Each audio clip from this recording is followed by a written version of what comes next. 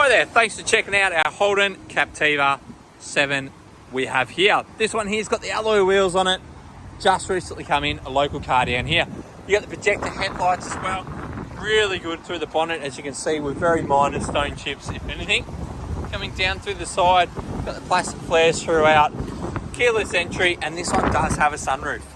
Fully workshop tested as well. Cloth trim, and the sunroof's a great feature to it.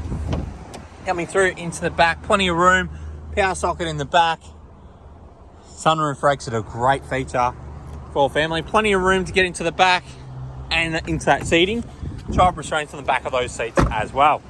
Coming around through the back, you got your rear sensors.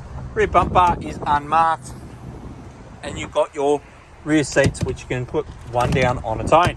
Storage underneath as well, as you'd expect. Coming down through the sides in great condition.